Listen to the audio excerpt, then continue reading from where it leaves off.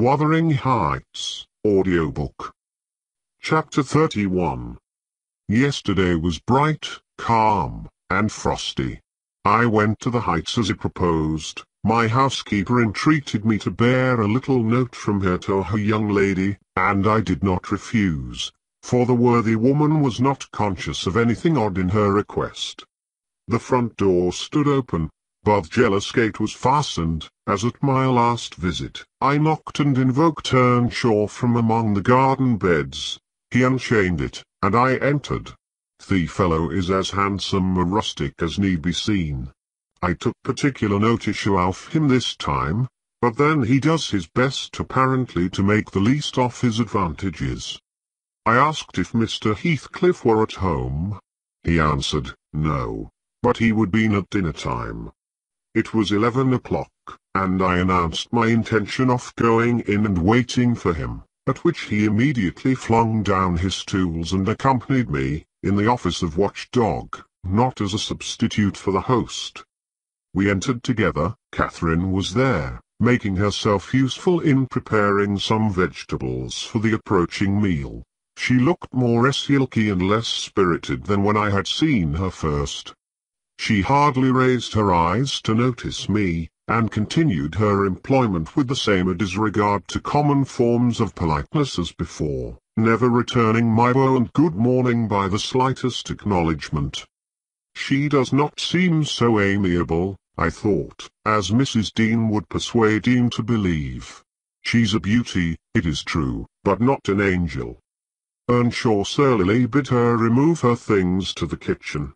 Remove them yourself, she said, pushing them from her as soon as she had done, and retiring to a stool by the window, where she began to carve figures of birds and beasts out of the turnip parings in her lap. I approached her, pretending to desire a view of the garden, and, as I fancied, adroitly dropped Mrs. Dean's note onto her knee, unnoticed by Hen, but she squeaked aloud, "What is that?" and chucked it off. "A letter from your old acquaintance, the housekeeper at the Grange," I answered, annoyed at her exposing my kind deed, and fearful lest it shall be imagined a missive of my own. She would gladly have gathered it up at this information, but Hen beat her. He seized and put it in his waistcoat, saying Mr Heathcliff should look at it first. Thereat, Catherine silently turned her face from us, and, very stealthily, drew out her pocket handkerchief and applied it to her eyes, and her cousin, after struggling a while to keep down his softer feelings, pulled out the letter and flung it on the floor beside her, as ungraciously as he could. Catherine caught and perused it eagerly. Then she put a few questions to him concerning the inmates, rational and irrational, of her former home, and gazing towards the hills, murmured in soliloquy, "I should like to be riding many down there. I should like to be climbing up there. Oh, I'm tired, I'm stalled Hen."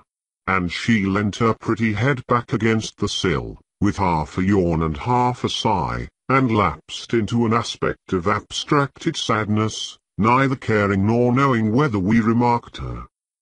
"Mrs. Heathcliff," I said, after sitting some time mute, "you are not aware that I am an acquaintance of yours, so intimate that I think it strange you won't come and speak to me. My housekeeper never wearies of talking about and praising you, and she'll be greatly disappointed if I turn with no news of or from you, except that you received her letter and said nothing." She appeared to wonder at this speech, and asked, "Does Ellen like you?" "Yes, very well," I replied, hesitatingly. "You must tell her," she continued, "that I would answer her letter, but I have no materials for writing, not even a book from which I might tear a leaf." "No books!" I exclaimed. "How do you contrive to live here without them? If I may take the liberty to inquire, though provided with a library, I'm frequently very dull at the Grange. Take my books away, and I should be desperate. I was always reading, "When I had them," said Catherine, "and Mr. Heathcliff never reads, so he took it into his head to destroy my books. I have not had a glimpse of one for weeks. Only once, I searched through Joseph's store of theology, to his great irritation, and once, Hen, I come upon a secret stock in your room, some Latin and Greek, and somertals and poetry, all old friends. I brought the last here and you gathered them, as a magpie gathers silver spoons, for the mere love of stealing. They are of no use to you, or else you conceal them in the bad spirit that, as you cannot enjoy them, nobody else shall. Perhaps your envy counselled Mr. Heathcliff to rob me of my treasures? But I've most of them written on my brain and printed in my heart, and you cannot deprive me of those." Earnshaw blushed crimson when his cousin made this revelation of his private literary accumulations, and stammered an indignant denial of her accusations. "Mr. Hen is desirous of increasing his amount of knowledge," I said, coming to his rescue. "He is not _envious_, but _emulous_ of your attainments. He'll be a clever scholar in a few years. And he wants me to sink into a dunce. Meantime," answered Catherine. "Yes, I hear him trying to spell and read to himself, and pretty blunders he makes. I wish you would repeat Chevy Chase as you did yesterday. It was extremely funny.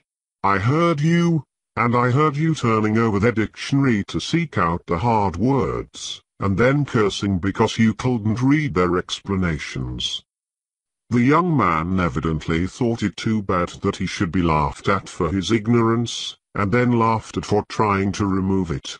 I had a similar notion, and, remembering Mrs. Dean's anecdote of his first attempt at enlightening the darkness in which he had been reared, I observed, "But, Mrs. Heathcliff, we have each had a commencement, and each stumbled and tottered on the threshold, that our teachers scorned. Instead of aiding us, we should stumble and totter yet." "Oh," she replied, "I don't wish to limit his acquirements. Still, he has no right to appropriate what is mine, and make it ridiculous to me with his vile mistakes and mispronunciations. Those books, both prose and verse, are consecrated to me by other associations, and I hate to have them debased and profaned in his mouth. Besides, of all, he has selected me favourite pieces that I love the most to repeat, as if out of deliberate malice." Hen's chest heaved in silence a minute. He laboured under a severe sense of mortification and wrath, which it was no easy task to suppress. I rose, and, from a gentlemanly idea of relieving his embarrassment, took up my station in the doorway, surveying the external prospect as I stood. He followed my example, and left the room, but presently reappeared, bearing half a dozen volumes in his hands, which he threw into Catherine's lap, exclaiming, "Take them. I never want to hear, or read, or think of them again." "I won't have them now," she answered. "I shall connect them with you, and hate them." She opened one that had obviously been often turned over, and read a portion in the drawling tone of a beginner, then laughed, and threw it from her. "And listen," she continued, provokingly, commencing of herself an old ballad in the same fashion. But his self-love would endure no further torment, I heard, and noted together disapprovingly, a manual check given to her saucy tongue. The little wretch had done her utmost to hurt her cousin's sensitive thought, uncultivated feelings, and a physical argument was the only mode he had of balancing the account, and repaying its effects on the inflictor. Afterwards gathered the books and hurled them on the fire. I read in his countenance what anguish it was to offer that sacrifice to spleen. I fancied that as they consumed, he recalled the pleasure they had already imparted, and the triumphant ever-increasing pleasure he had anticipated from them, and I fancied I guessed the incitement to his secret studies also. He had been content with daily labour and rough animal enjoyments, till Catherine crossed his path. Shame at her scorn, and hope of her approval, were his first prompters to higher pursuits, and instead of guiding him from one and winning him to the other, his endeavours to raise himself had produced just the contrary result. "Yes, that's all the good that such a brute as you can get from them," cried Catherine, sucking her damaged lip, and watching the conflagration with indignant eyes. "You'd better hold your tongue, now," he answered fiercely. And his agitation precluded further speech. He advanced hastily to the entrance, where I made way for him to pass.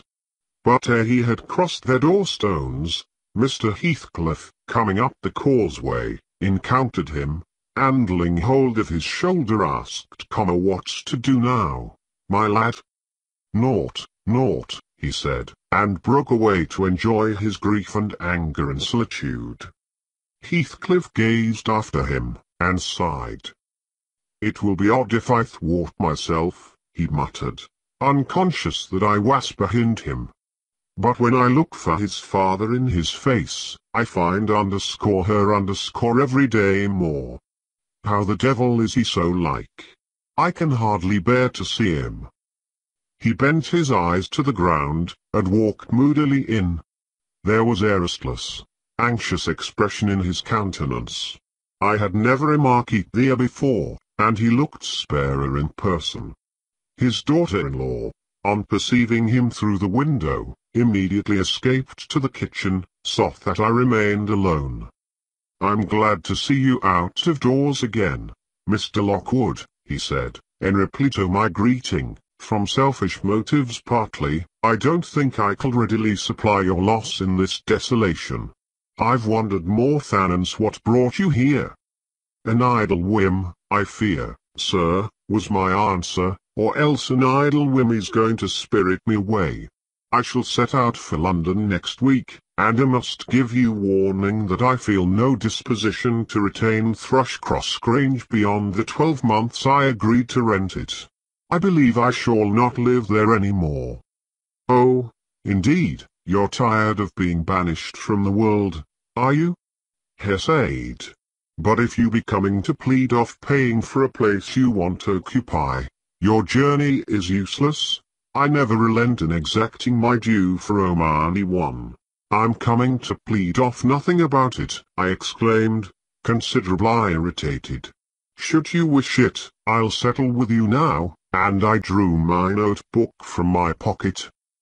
No, he replied, coolly, "you'll leave sufficient behind to cover your debts. If you fail to return, I'm not in such a hurry. Sit down and take your dinner with us. A guest that is safe from repeating his visit can generally be made welcome. Catherine, bring the things in. Where are you?" Catherine reappeared, bearing a tray of knives and forks. "You may get your dinner with Joseph," muttered Heathcliff, aside, "and remain in the kitchen till he is gone." She obeyed his directions very punctually. Perhaps she had no temptation to transgress. Living among clowns and misanthropists, she probably cannot appreciate a better class of people when she meets them. With Mr. Heathcliff, grim and saturnine, on the one hand, and Hen, absolutely dumb, on the other, I made a somewhat cheerless meal, and bade adieu early. I would have departed by the back way, to get a last glimpse of Catherine and annoy old Joseph, but Hen received orders to lead up my horse, and my host himself escorted me to the door, so I could not fulfill my wish.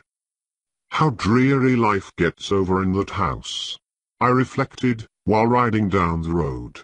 What a realization of something more romantic than a fairy tale it would have been for Mrs. Linton Heathcliff, had she and I struck up an attachment, as her good nurse desired, and migrated together into the stirring atmosphere of the town.